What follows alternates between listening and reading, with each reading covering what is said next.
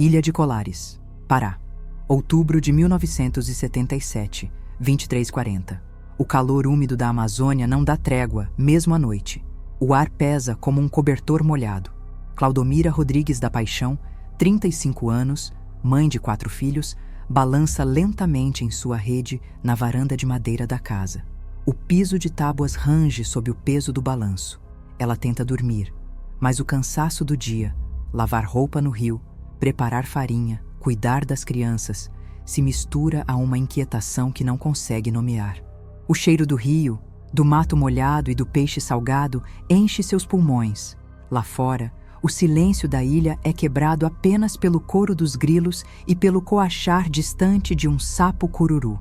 Seus olhos estão fechados quando um zumbido fino, quase inaudível no início, começa a crescer.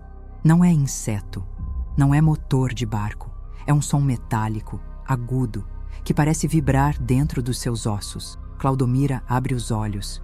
A escuridão da varanda foi substituída por uma luz verde-azulada, fantasmagórica, que projeta sombras dançantes nas paredes de madeira. A luz não vem de nenhum ponto fixo. Ela preenche o ar, como se a própria noite estivesse emitindo brilho.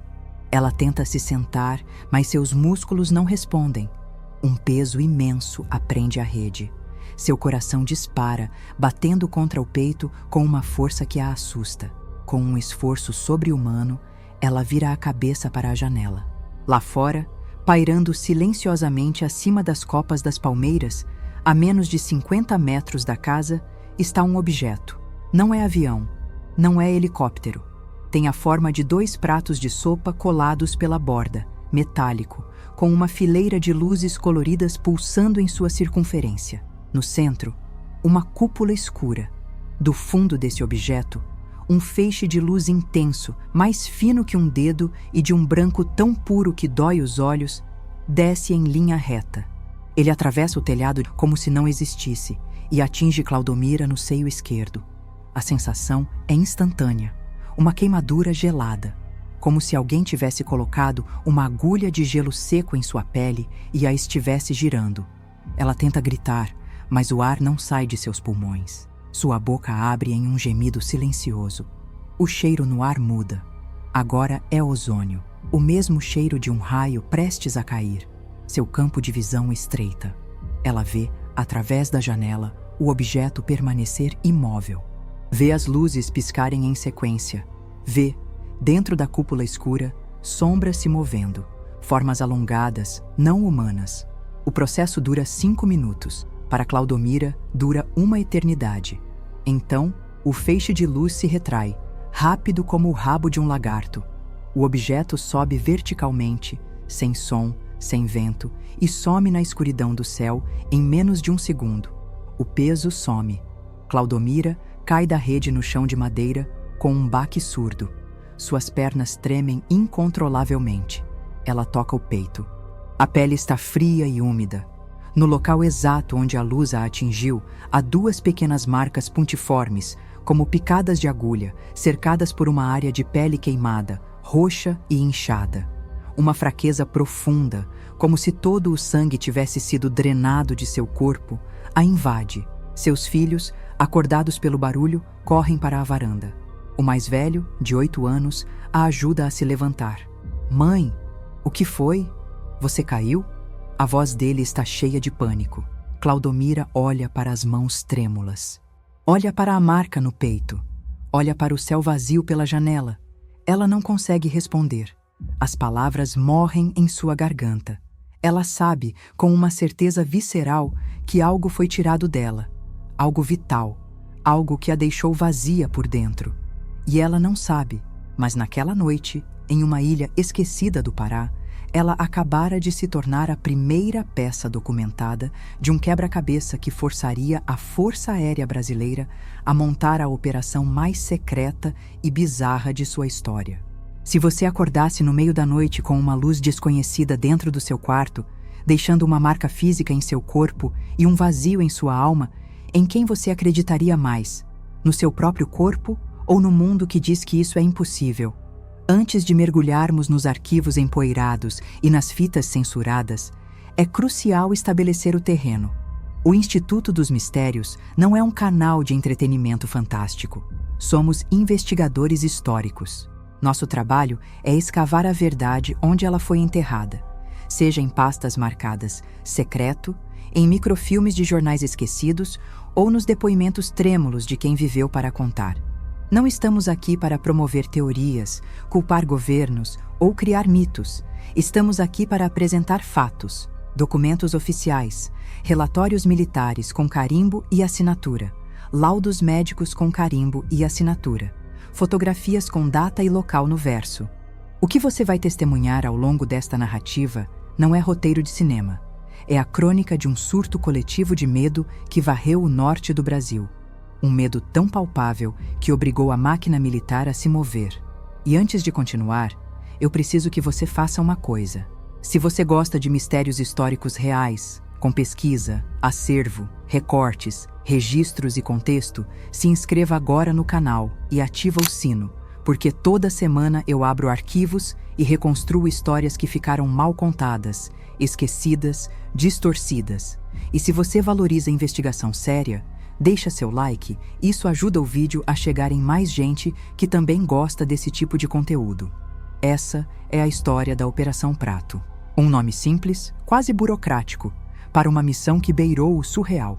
Colares, em 1977, não passava de um ponto no mapa. Uma vila de pescadores à beira do rio Marajó, onde a vida era ditada pelas marés e a única lei era a da natureza. Não havia asfalto. A energia elétrica era um luxo recente e intermitente. O isolamento era tanto geográfico quanto cultural. Mas no segundo semestre daquele ano, a rotina da ilha rachou. Primeiro foram relatos esparsos, tratados com o ceticismo de sempre. Luzes estranhas sobre o rio, bolas de fogo perseguindo canoas. Depois, os relatos ganharam um padrão sinistro e um apelido: o chupa-chupa. A criatura, o fenômeno, o que quer que fosse, não se contentava em ser visto. Ele atacava, perseguia pessoas a pé na praia, entrava pelas frestas das casas de madeira. E sempre, deixava para trás 2 marcas de queimadura na pele e uma vítima prostrada, anêmica, com a vitalidade sugada. O medo deixou de ser um sentimento e virou uma entidade viva. Os pescadores, homens rudes acostumados a enfrentar tempestades no mar, se recusavam a sair após o pôr do sol.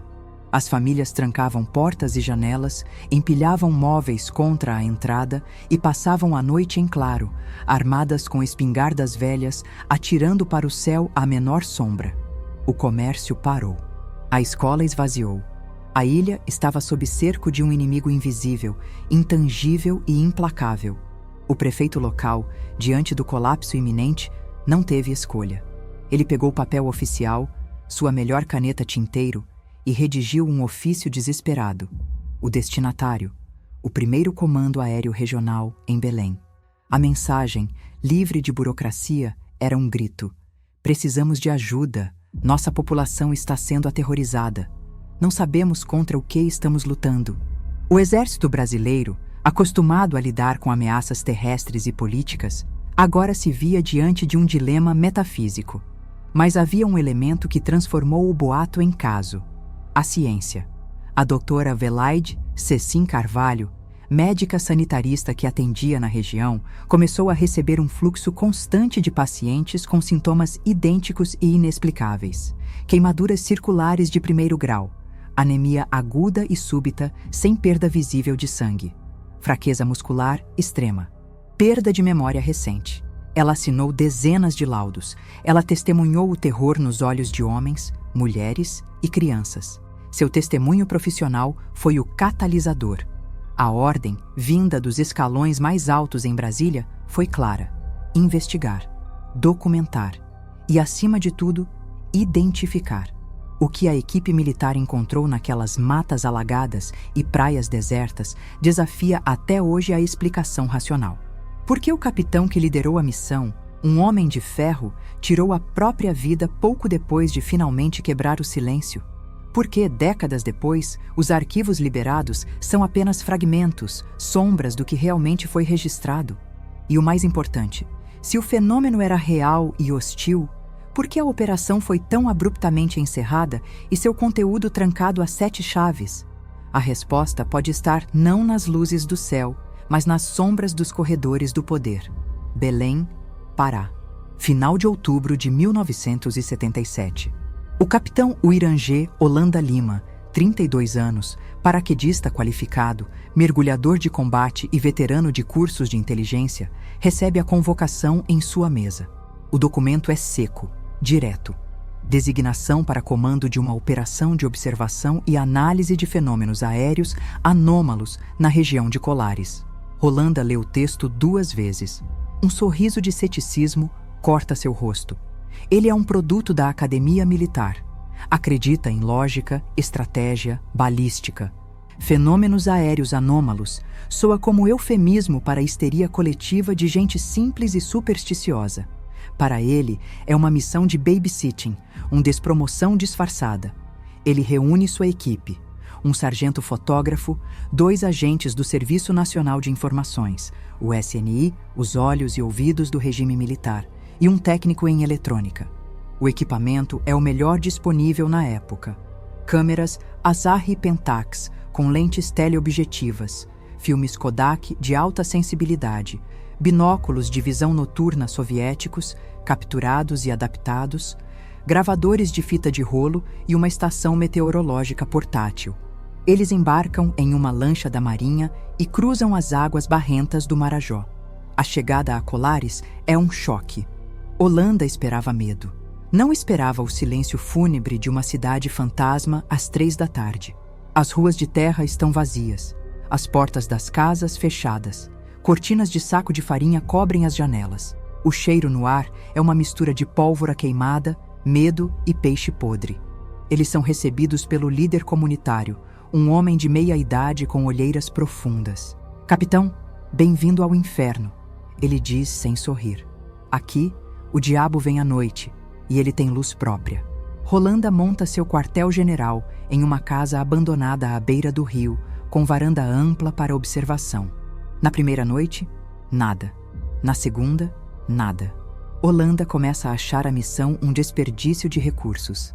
Na terceira noite, 02h15, o rádio VHF na mesa chia com estática. É a voz tensa do sargento, posicionado em um ponto alto a 1 quilômetro dali. Capitão, posição norte, sobre a Baía do Sol. Temos movimento. Não é avião. Repito, não é avião. Holanda agarra seus binóculos e corre para a varanda. O céu está limpo, estrelado. E então ele vê, surgindo de trás de uma nuvem baixa, um objeto cilíndrico, alongado, do tamanho aproximado de um ônibus. Ele não tem asas, nem cauda, nem jatos. Sua superfície é lisa, metálica, e reflete a luz das estrelas de forma estranha, como se fosse feita de um material não metálico. Do seu corpo emanam pulsos de luz laranja e verde, ritmados, como a respiração de uma criatura viva. O objeto flutua, para, e então, sem aceleração perceptível, dispara horizontalmente sobre a água, parando bruscamente a meio quilômetro de distância. Holanda sente um nó na garganta. Seu treinamento grita dentro dele. Identifique a ameaça, classifique a velocidade, estime a origem. Mas seus manuais não têm capítulos para isso. A física que ele conhece morre ali, sobre as águas escuras do Marajó. O sargento fotógrafo, ao seu lado, começa a disparar a câmera. O clique-clique-clique do obturador é o único som na varanda. Um ritmo mecânico de espanto. O objeto executa uma manobra que faz Holanda soltar um palavrão baixo. Ele sobe em um ângulo de 90 graus, para e desce em zigue-zague, como uma folha caindo, mas com precisão de míssil.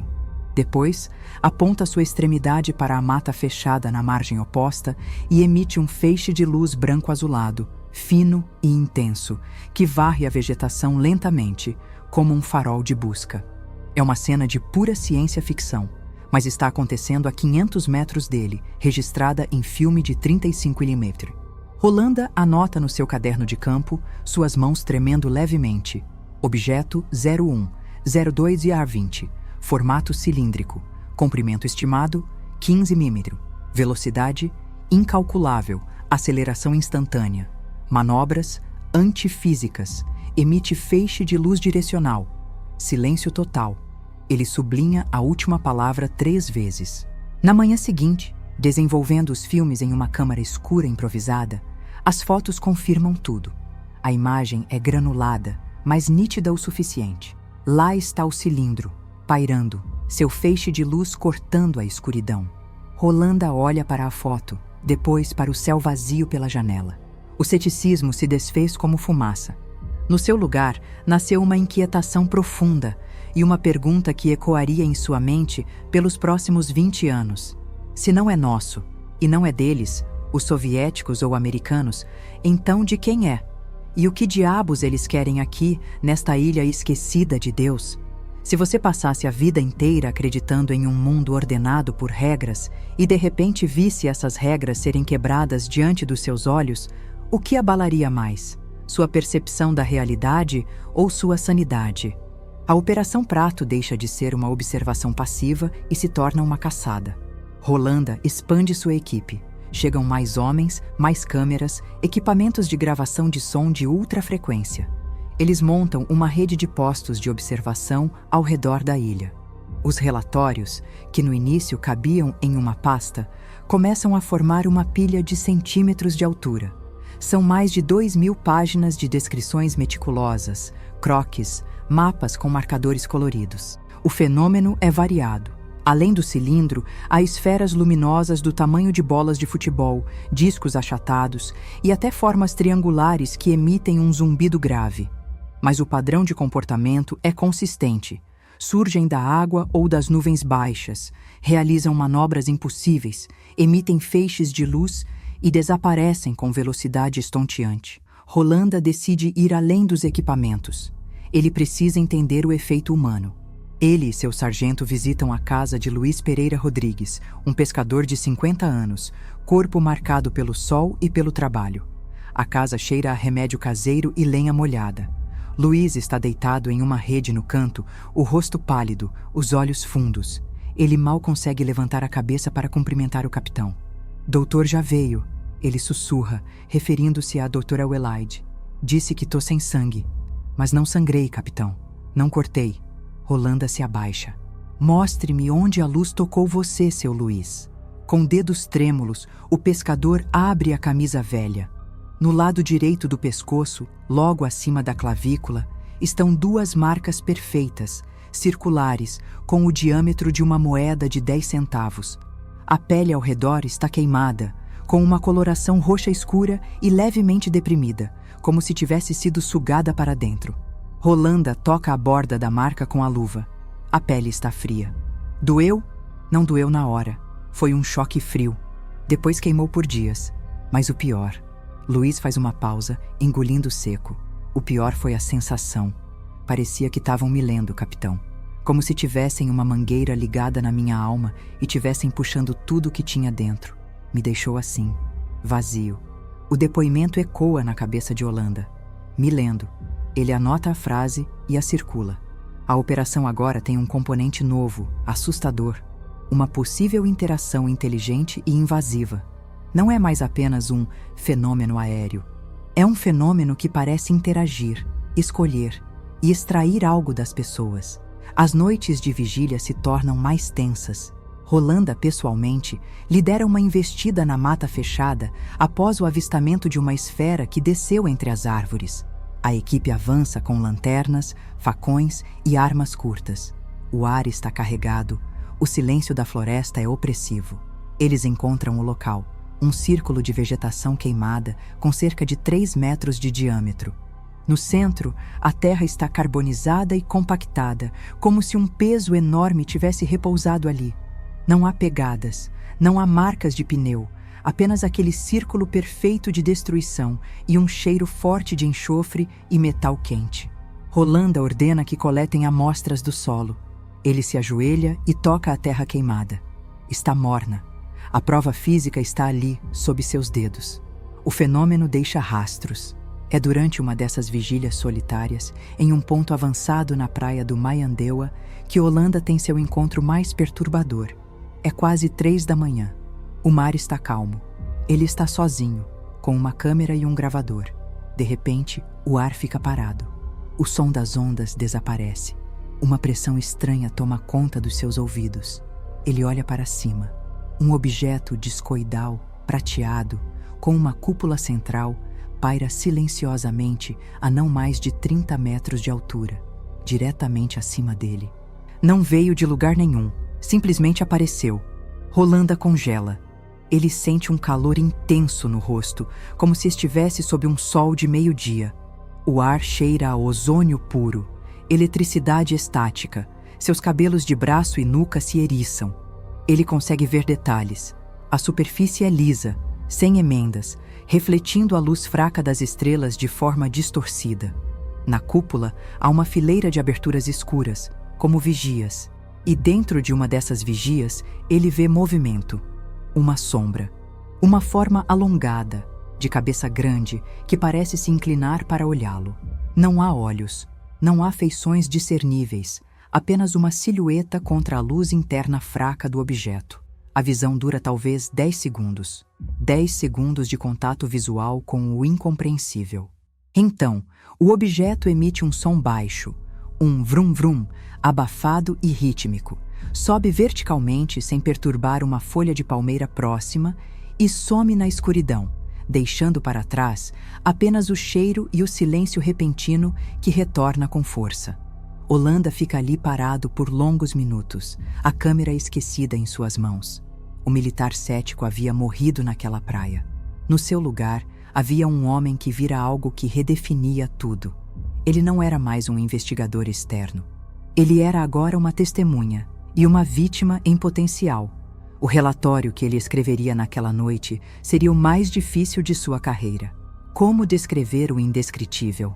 Como relatar um contato visual com uma inteligência não humana sem soar como um lunático? O peso do que ele sabia começava a se tornar uma carga solitária e perigosa. Quando a linha entre o investigador e o fenômeno investigado desaparece, o que resta para o homem no meio? A coragem de contar a verdade ou o instinto de sobrevivência de guardá-la?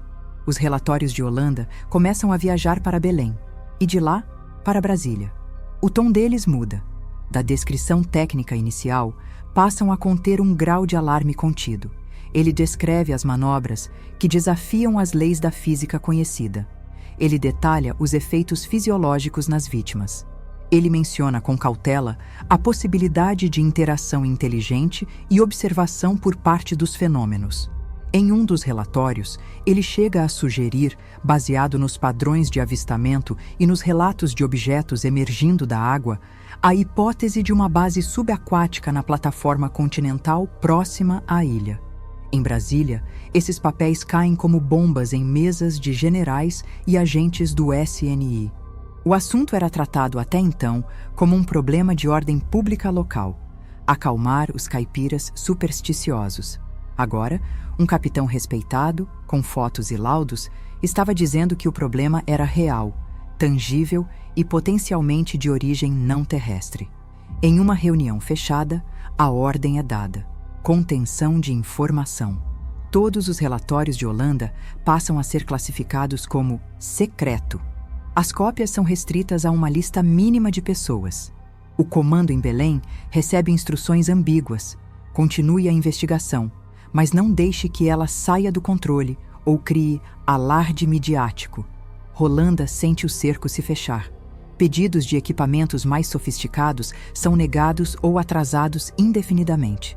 Ofícios solicitando apoio de um especialista em física ou medicina são arquivados sem resposta. Ele percebe que não querem que ele entenda. Querem que ele contenha. A missão original foi corrompida. A frustração dele fermenta. Ele começa a fazer cópias extras de suas fotos mais importantes e dos relatórios mais críticos. Ele os esconde em um lugar separado. Não por traição, mas por um senso de dever histórico. Se um dia a verdade precisar vir à tona, ela estará guardada. Em dezembro de 1977, a ordem final chega, seca e burocrática, via rádio cifrado e depois confirmada por documento.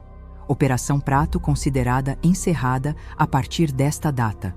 Todo o material coletado, filmes, fotografias, relatórios, fitas, deverá ser recolhido, inventariado e enviado sob escolta ao Comando Aéreo Regional. A equipe será desmobilizada e redistribuída. O capitão Uiranger Rolanda Lima está dispensado do comando e deverá se apresentar em Belém para debriefing.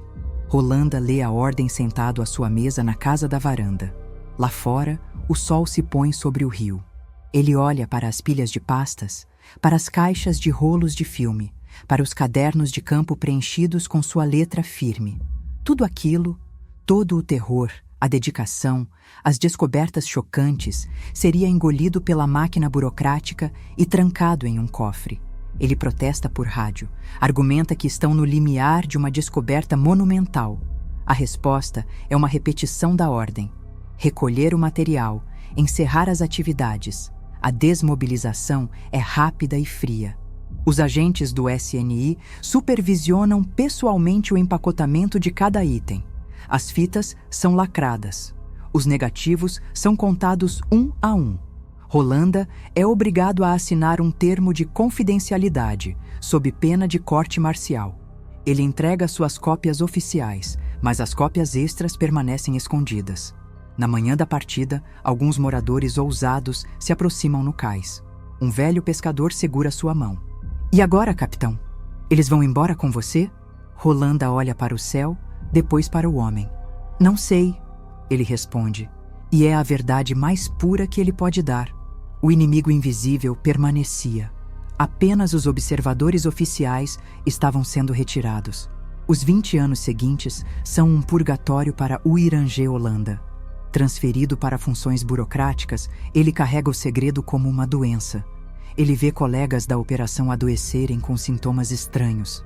Ele mesmo desenvolve insônia crônica e pesadelos recorrentes com a silhueta na vigia.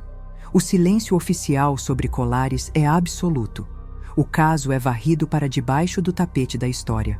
Até que, em 1997, pressionado por pesquisadores civis e cansado do peso, ele decide quebrar o juramento. Ele concede uma entrevista extensa e explosiva para a revista UFO. Durante horas, ele despeja tudo: as descrições dos objetos, as manobras, os feixes de luz, os efeitos nas vítimas, o encontro próximo, a censura de Brasília. Ele parece aliviado, como um homem que finalmente exalou um fôlego preso por 2 décadas. Ele até mostra algumas das fotos que guardou. A comunidade ufológica mundial estremece. A confissão de um oficial militar de alta patente era a peça que faltava. 3 meses depois, em outubro de 1997, Uiranger Holanda é encontrado morto em seu quarto, no Rio de Janeiro. Ele estava enforcado com o cinto de seu roupão de banho. A polícia classificou como suicídio. Não havia nota de suicídio. Para muitos, as coincidências eram fortes demais. Um homem que quebra o silêncio sobre o maior segredo militar brasileiro morre em circunstâncias misteriosas pouco depois. Foi o peso da verdade que o matou? Ou foi o preço por tê-la dito? O legado de Colares não está apenas nas cicatrizes das vítimas ou nas fotos desbotadas. Está na sombra alongada que paira sobre a morte de seu principal investigador. Quando um segredo de Estado envolve algo que desafia a compreensão humana, até onde as instituições irão para protegê-lo? A verdade é um direito do público, ou um privilégio perigoso que só alguns podem carregar.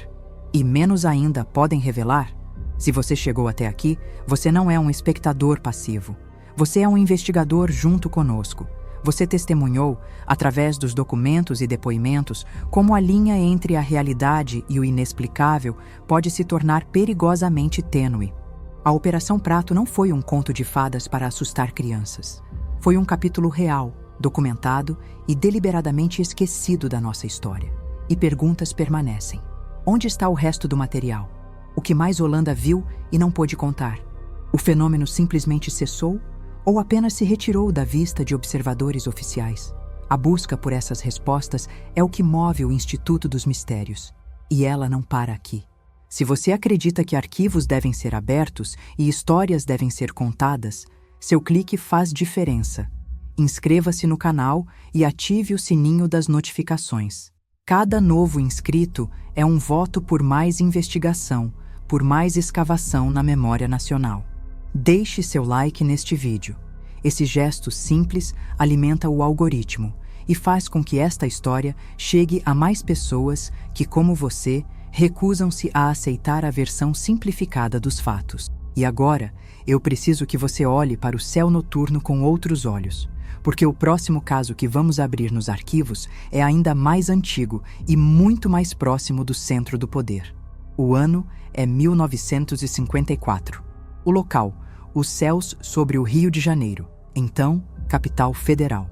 As testemunhas, controladores de voo do Aeroporto Santos Dumont, pilotos comerciais da Panair do Brasil e um grupo de guardas presidenciais. O alvo aparente, o próprio Palácio do Catete, residência do presidente da República, Getúlio Vargas. Imagine a cena. Uma formação de objetos discoides, silenciosos, pairando sobre a sede do governo brasileiro, sendo observados por militares armados, impotentes. O que aconteceu naquela noite? Porque os relatórios da aeronáutica sobre o caso Catete são ainda mais escassos que os de Colares. E que ligação esse evento teria com a trágica decisão que Vargas tomaria apenas meses depois? A história oficial silencia, mas os arquivos sussurram. E no próximo episódio, nós vamos forçá-los a gritar. Não perca! E muito obrigada por assistir até o final. Instituto dos Mistérios. Quando a história oficial silencia, os arquivos falam.